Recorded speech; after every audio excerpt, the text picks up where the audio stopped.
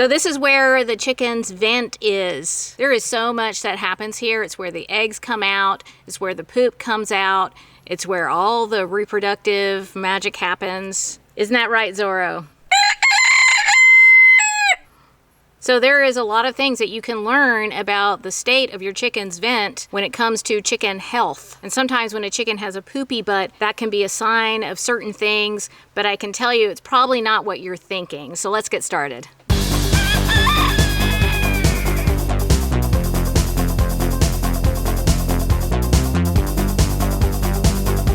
Hello friends, welcome to Chickenlandia. My name is Dahlia. I'm a backyard chicken educator, also known as the president of Chickenlandia. Raising chickens has been the best way for me to find peace and joy in my life, and I want to help you find that too. Monkey, are you going to take off or are you just going to sit here with me?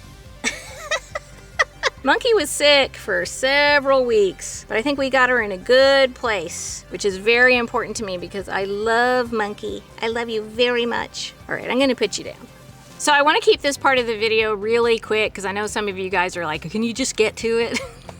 Whatever. But I would be remiss if I didn't tell you that, as with most health stuff, prevention is key. So some of the stuff I'm about to tell you can do to prevent poopy butts in your flock, but these are also some things that you might want to do if you've got some poopy butts in your flock and you want to kind of reverse whatever's going on and put some things in place to undo that issue. So number one, of course, you really want to make sure that your chickens have a balanced diet. You don't want to have too much of anything in their diet, but certainly not things like sugary treats or other kinds of junk food or too many treats in general, or just too much of one thing. You want balance going on. Now in Chickenlandia, we have something called the Chickenlandia Chicken Food Pyramid, and in that I have a basis of whatever the best quality of feed that you can afford. You know, it's a pyramid, so the next tier would be leafy greens, low sugar fruits, healthy kitchen scraps, and then on the top we have healthy treats.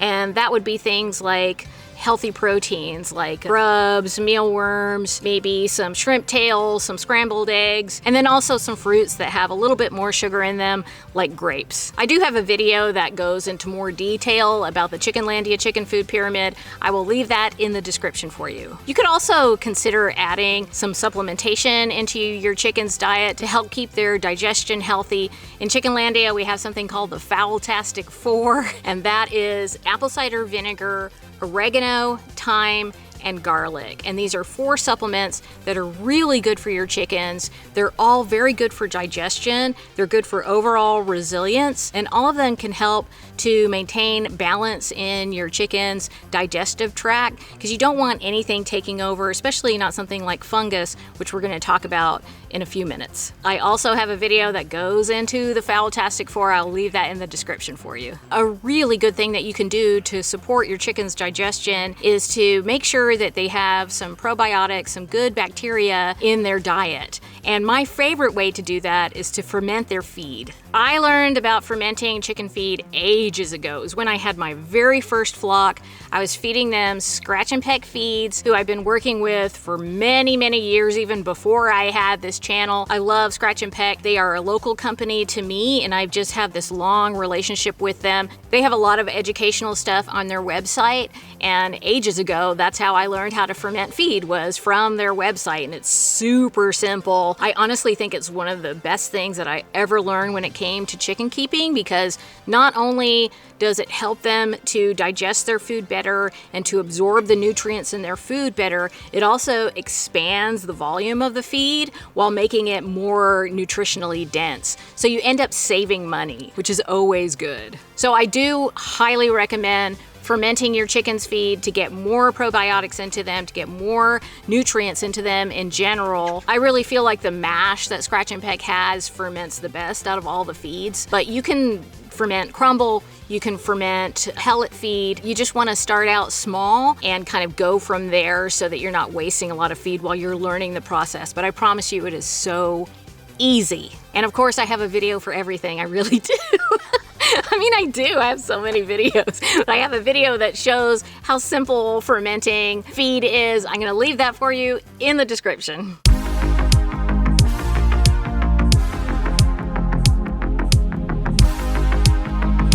So those are some preventative things that you can do, or some things that you do if you do have a chicken with a poopy butt in your flock to try and get ahead of that. But let's talk about why that happens, and let's talk about the least scary reason first. So I have a chicken named Pac-Man. I have had her for a very long time. I used to call her the chicken from outer space.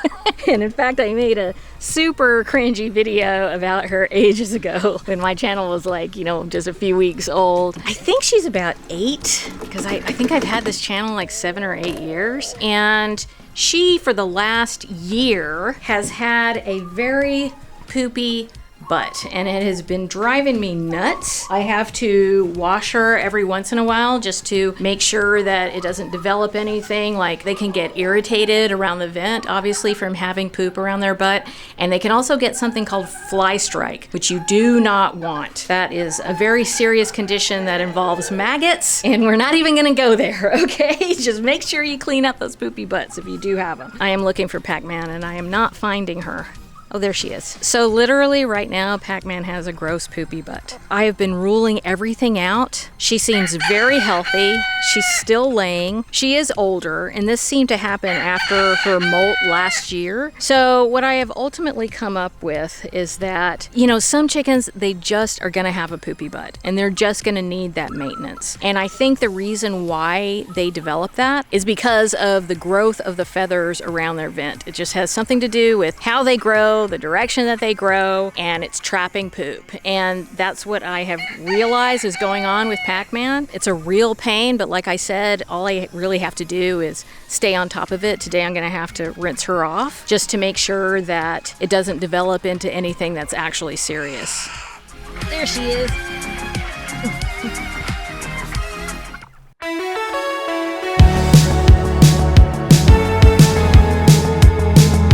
If you've Googled, why does my chicken have a poopy butt, then you have probably read about a condition called vent gleet. And what vent gleet is an inflamed infection, usually fungal, of the digestive tract of the chicken, and it's around the vent area. You can Google pictures of it, you can search pictures of it. It is not pretty. There's usually a lot of like white gunk and poopy gunk coming out of their vents. It gets stuck all around their vent area. There will likely be a very bad smell associated with it, and it just smells like, I don't know, like rotten cheese or rotten fish or something really gross.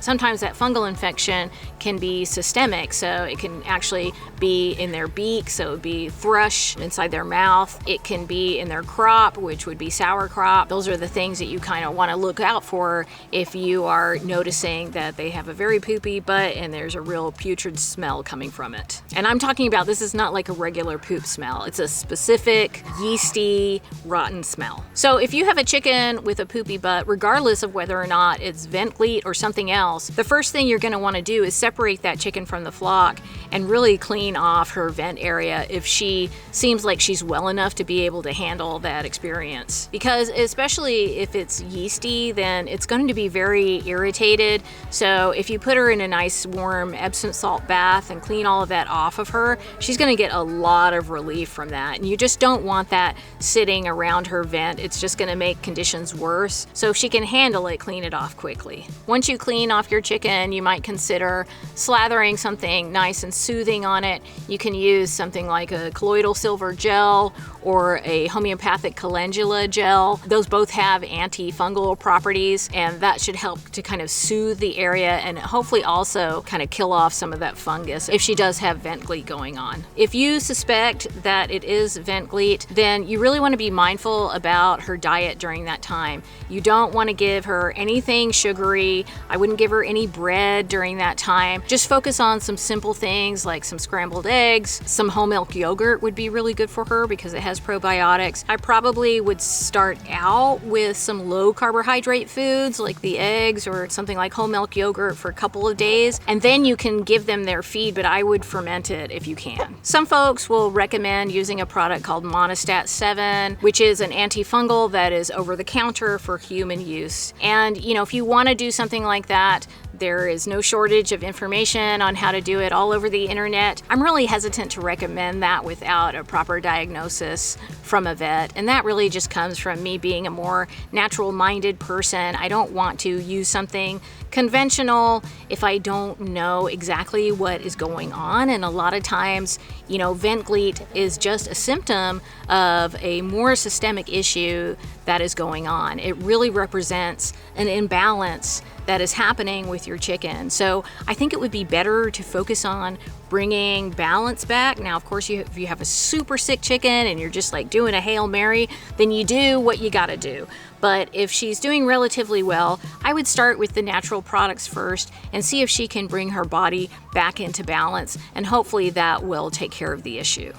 If your chicken is just not getting better, if they're very lethargic, if they seem very unwell and they've got a lot of discharge coming from their vent area, a lot of times that means that they've got a serious infection and it's something more serious than just fungal. For something like that, usually you would need an antibiotic in order for them to overcome it. If you absolutely can't do that, because you would need a prescription to do it, if you can't do it, then you could try replacing their water with colloidal silver. That can be pretty expensive. I would recommend getting a good quality colloidal silver from the health food store. Another thing that you can do that is less expensive, that a lot of people feel is really effective, is to get some oil of oregano and put 1 or 2 drops in about a gallon of water. Mix it really well because it's caustic. So if they get a mouthful of it, that would be terrible for them. And that is also another kind of natural antibiotic that can sometimes help in these situations. So, what I always say is we do the best we can, and sometimes chickens get sick, and unfortunately sometimes we lose them. But what matters is how those chickens live their lives, and I'm sure all of you are giving your chickens a really good life. So always remember that. So now I'm going to tell you that, this is probably the #1 reason why chickens have poopy butts. And a lot of people don't know about it, and a lot of people don't talk about it. So that's what I'm going to tell you about next.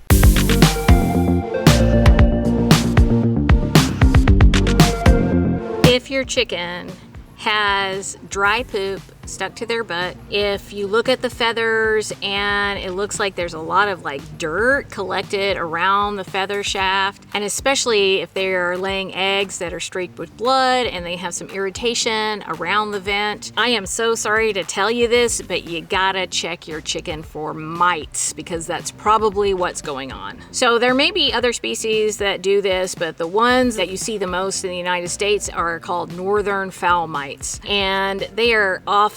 They actually live on the chicken and they really collect around the vent area, and they just kind of lay all their eggs on the feather shaft. It creates a lot of dirt and debris around the feathers near their vent, and that collects a lot of fecal matter. When you're checking your chicken, obviously look at the feathers around the vent. You'll want to kind of lift up their tail and look just underneath the tail. You can also look behind their neck, lift up those feathers, look behind their neck. They're very small, but you should be able to see them. If you don't see them, but you are seeing that collection of debris on the feather shafts, I would go ahead and treat your chickens for mites, because that's probably what's going on.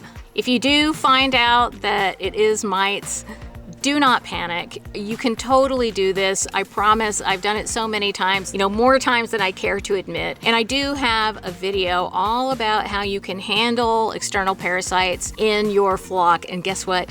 It's on the screen right now. All you have to do is click on it. It's 100% friendly backyard chickens education and entertainment. And I know you're gonna love it. Here's Monkey. One more time. Let's look at Monkey.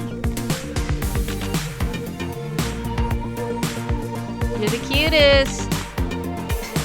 You are the cutest.